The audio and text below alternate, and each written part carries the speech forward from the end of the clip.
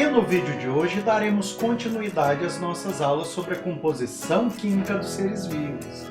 Eu me chamo Daniel Fernandes e você está no canal Biologia e Tal.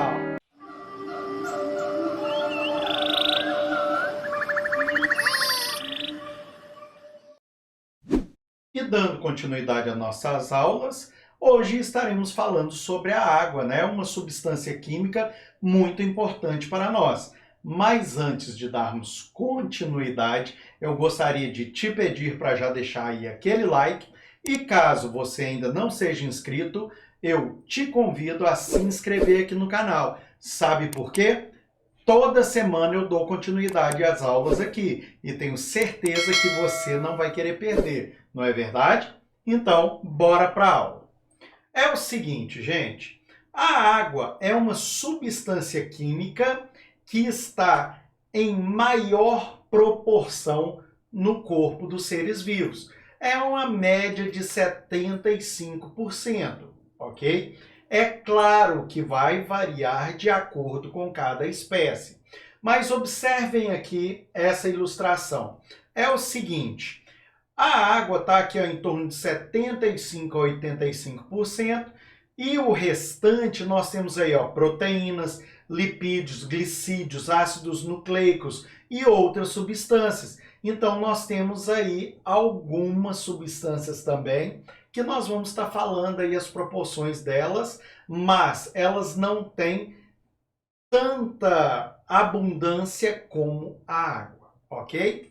Então é o seguinte, os fatores que vão influenciar no percentual da água em um determinado ser vivo. O primeiro deles é a espécie.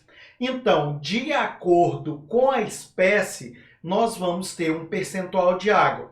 Observem, o ser humano está aqui em cima, tem em torno de 60% a 65%, levando em consideração, gente, os seres vivos, as espécies adultas.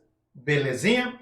Olha só, o sapo 75%, o cachorro 65%, a medusa, ou água-viva, como vocês queiram chamar, que é um quinidário, é 98% água. Olha só que interessante.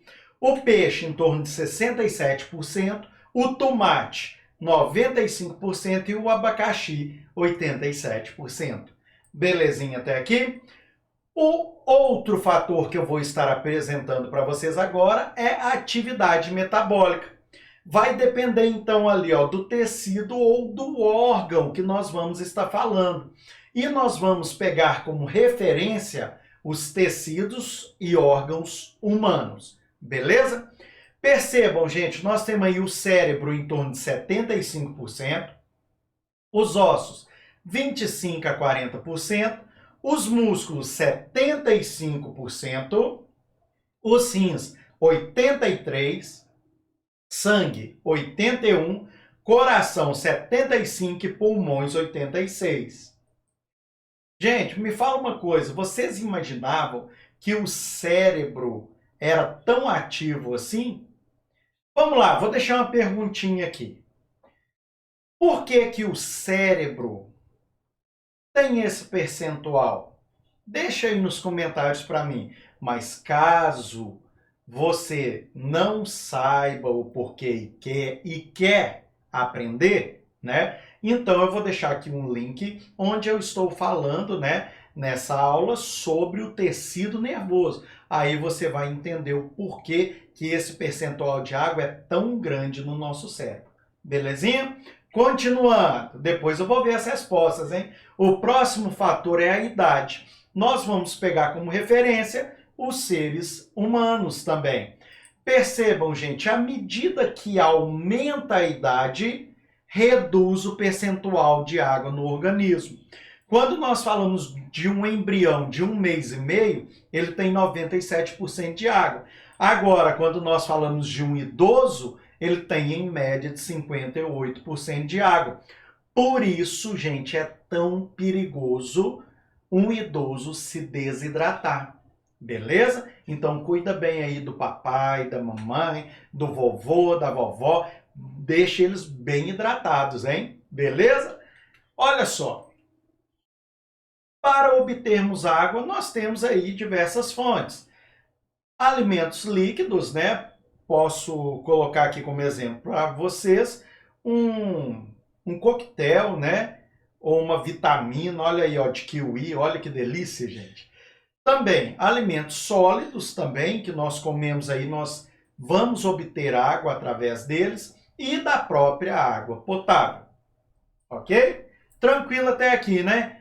Olha só, caso vocês tenham alguma dúvida, deixa aí nos comentários, combinado? Vamos lá.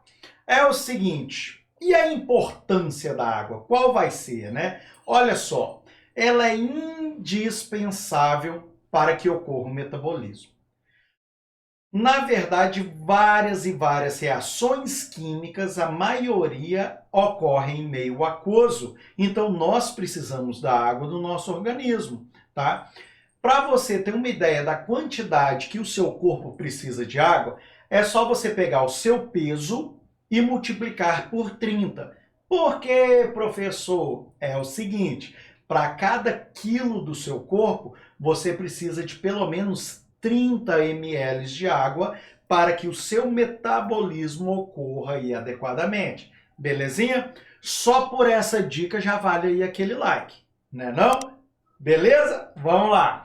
É o seguinte, a água também tem uma propriedade que é a de dissolver muitos reagentes. Então isso vai facilitar um monte de reação química. Não sei se vocês lembram aqui, ó, desse carinha aqui, ó. Eu mostrei ele na aula passada. Esse carinha é um mapa metabólico. Ele está representando todas as reações químicas que ocorrem no seu corpo, resumindo o seu metabolismo, tá certo? Ah, e caso você não tenha assistido a aula passada, já vou te dar uma dica, hein? Assiste que lá eu estou explicando o metabolismo. Eu estou falando sobre o anabolismo e também sobre o catabolismo. Belezinha? Vamos lá. É o seguinte, a água também, outra propriedade dela é que ela é um solvente universal, tá certo? Ela vai atuar nas reações químicas, é um regulador térmico, é lubrificante e transporta substâncias, ok? Além disso, vai então trabalhar no equilíbrio osmótico. Nós vamos estar falando de tudo isso. Então a água é muito importante para nós. Belezinha? Olha só, a molécula, né, da água, ela possui alta polaridade. Então, ela vai poder separar, ela separa, por quê? Porque ela tem um grande poder de separar por causa dessa alta polaridade. Então, ela vai conseguir separar os compostos iônicos e polares, tá certo? Eu coloquei aqui como exemplo, olha aí, gente, que delícia, um suco de limão. É o seguinte, para que você tenha um suco de limão, você vai espremer o fruto, depois você vai colocar água para diluir e vai colocar açúcar. A açúcar vai dissolver, tá certo? Então, a água vai fazer com que esse suco da fruta seja diluído e vai quebrar as moléculas ali, a molécula de glicose, tá? Glicose é o quê? C6H12O6. Vai ser quebrado e vai ser diluída aí nesse suco. Beleza até aqui?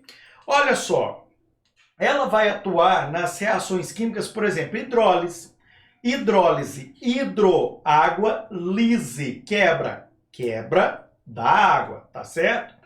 Exemplo, se eu pegar um substrato, que é a sacarose, e pegar a sacarase, que é o reagente. Quando eu tenho esses dois, vai acontecer uma reação, só que precisa da água. Olha ela lá no meio, ó, olha lá, ó, H2O.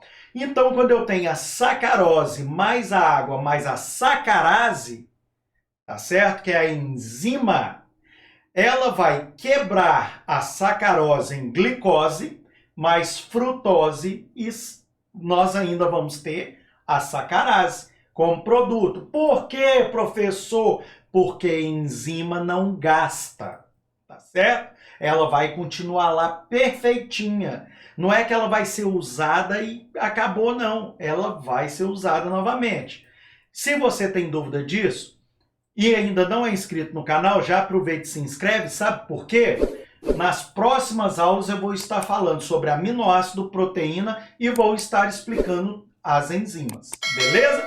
Então aqui nós temos uma pessoa fazendo aí um experimento, misturando aí alguma coisa com água, né? Para ter uma reação química. O que é? Só ela vai saber, só ela e Deus, tá certo?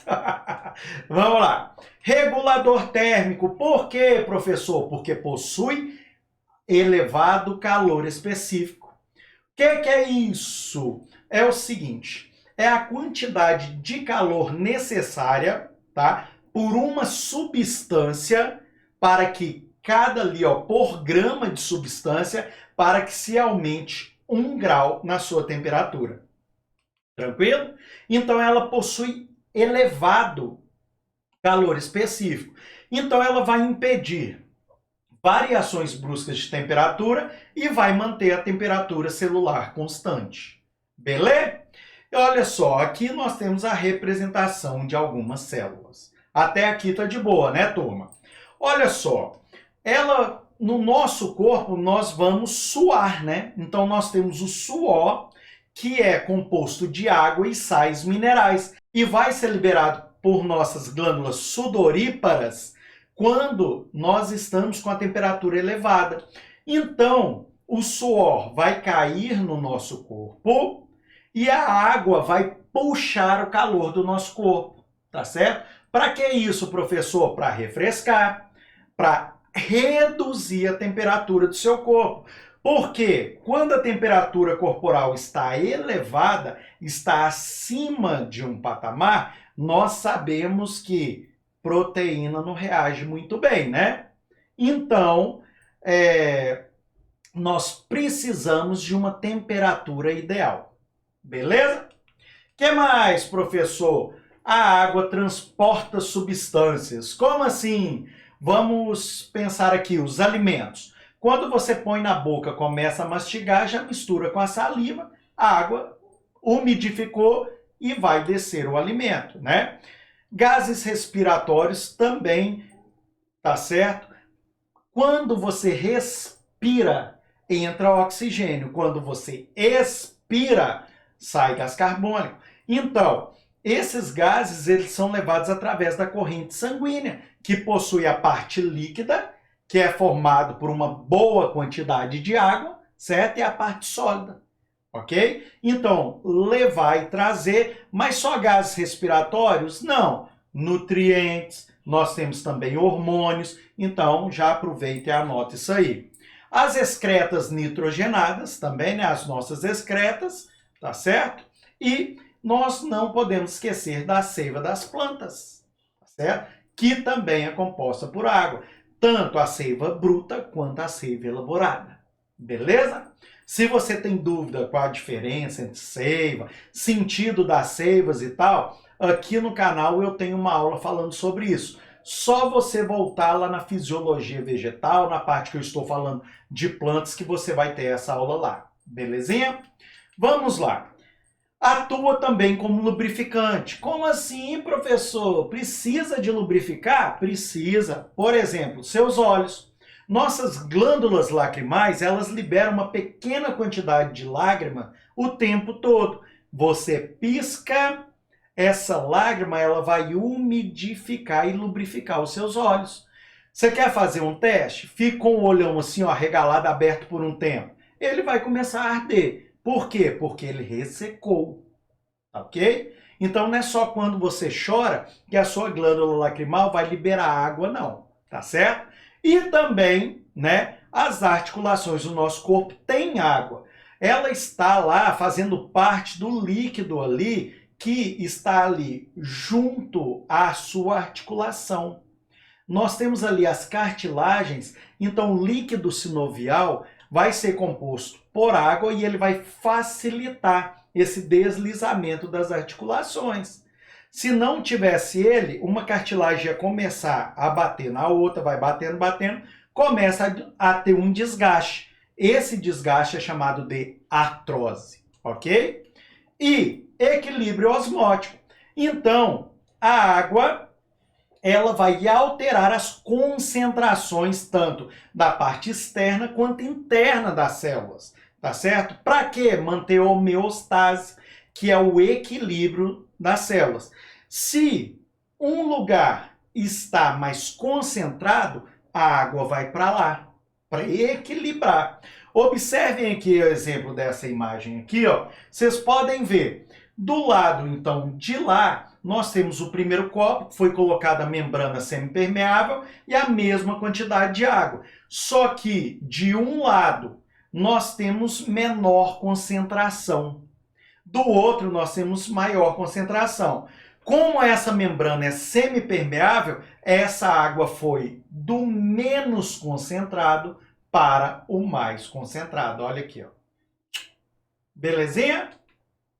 Bem, pessoal, se vocês gostaram mesmo dessa aula, já deixa aí aquele like. E caso você ainda não seja inscrito, já aproveita e se inscrevem. Como eu já falei, toda semana eu dou continuidade às aulas aqui. Belezinha?